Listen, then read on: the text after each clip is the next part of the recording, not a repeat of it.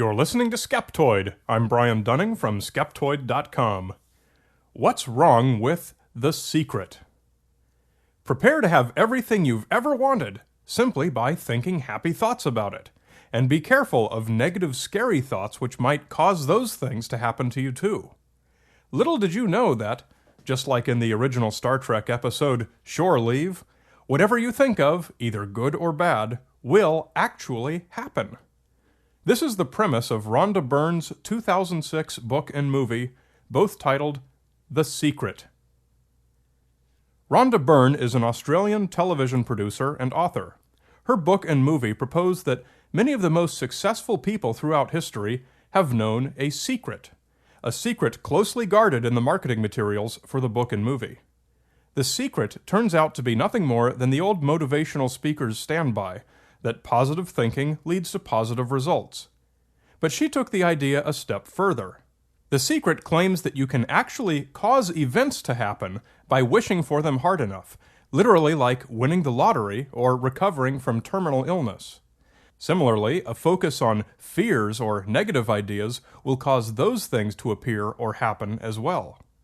The secret calls this the law of attraction. The secret further makes the completely unfounded claim that many great people knew and relied upon this wisdom and taught it to others as secret teachers.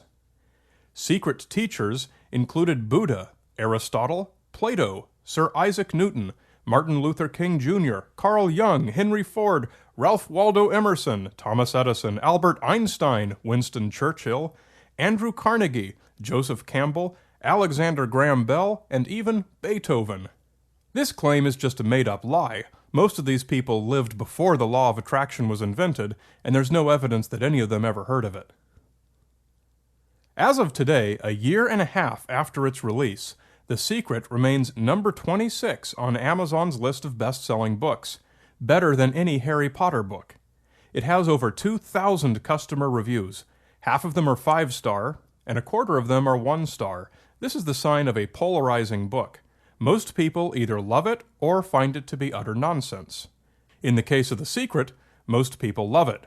Thanks in large part to promotion by Oprah Winfrey, The Secret sold 2 million DVDs in its first year and 4 million books in its first 6 months.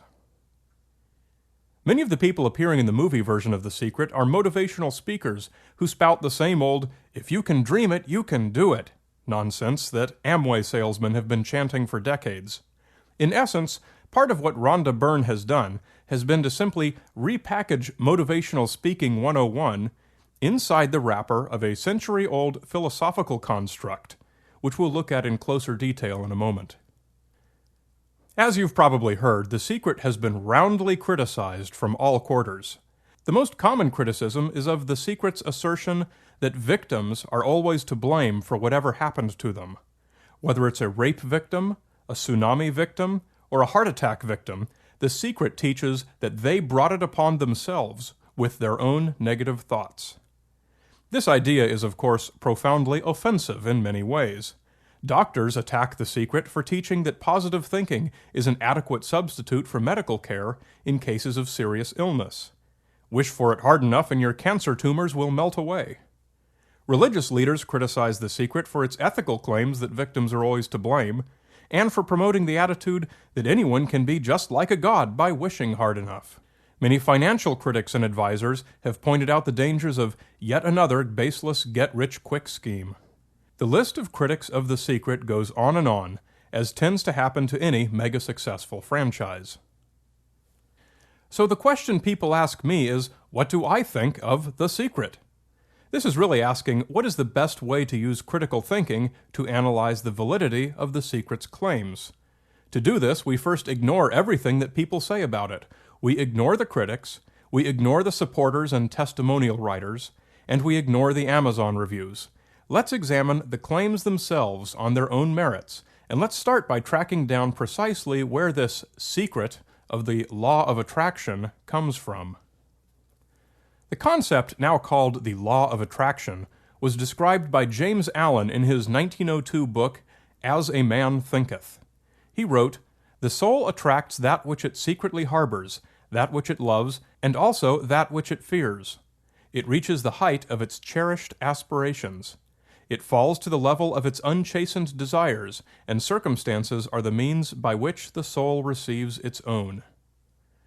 Allen was saying that circumstances, things that happen to us, will make our desires and our fears both come to pass. Allen said that our desires and fears would attract those things. If Winston Churchill was indeed a secret teacher, we might conclude that he desired gin and feared the firebombing of London, because both of those things certainly found their way to him. Allen wrote his book during a philosophical period called the New Thought Movement, which applied metaphysical concepts to modern life. This movement was akin to what we describe as New Age today. Same ideas, slightly different buzzwords, a century apart. Other authors followed suit based on James Allen's success, and the term law of attraction came into being among some of these follow-up books. 100 years later, Rhonda Byrne read Wallace Wattles' 1910 New Thought book, The Science of Getting Rich, and cleverly used it as an ancient wisdom foundation for contemporary motivational self-help ideas. The general public tends to love anything that can be attributed to ancient wisdom, so it's no accident that Rhonda made reference to Buddha, Aristotle, and Plato. New Thought's blame the victim concept is one that's attractive to most people at a deep level. When we see someone else victimized, we take a sort of smug pride in that we did not let that happen to ourselves because we did not think whatever ugly thoughts that person must have. The Secret works. The Secret appeals to that selfish ego that's somewhere inside of all of us. This is ugly and embarrassing, but it's part of why The Secret is psychologically appealing. Put all of these together, and The Secret is a marketing 1-2-3 punch. Number 1, it's based on ancient wisdom, which is always popular. Number 2, it sells the same motivational self-help pitches that are always popular. Number 3, it teaches that you're already a winner because you didn't fail, like those people who died in New Orleans. Some claims in The Secret are simply factually wrong, and so fall apart under their own weight when scrutinized. Specifically, The Secret claims that quantum physics supports and explains the law of attraction. At its most superficial, this claim sounds reasonable to the uncritical layperson, because attraction sounds like magnetism, which is a real scientific thing, and any mention of the term quantum physics sounds scientific enough to be acceptable at face value. Who's qualified to argue against quantum physics? The Secret says that thoughts have energy, and similar energies are attracted to each other. That's their quantum physics. In fact, scientifically speaking, that statement is completely meaningless at every level, and at no level does it have anything whatsoever to do with real quantum physics. In fact, the closest analog I can find in science is that like charges repel one another. They do not attract. But we're talking about thought energy here, so we've already left the realm of real science and are in the world of metaphysics.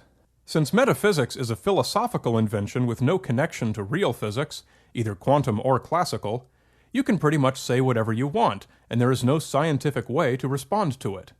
Thus, The Secret's claim to have roots in quantum physics is childish and meaningless, yet it succeeds because it appeals to the uncritical layperson's tendency to accept scientific-sounding terminology at face value. Check out Rhonda Byrne's background in quantum physics. You'll find that she took the same university courses that your cat did.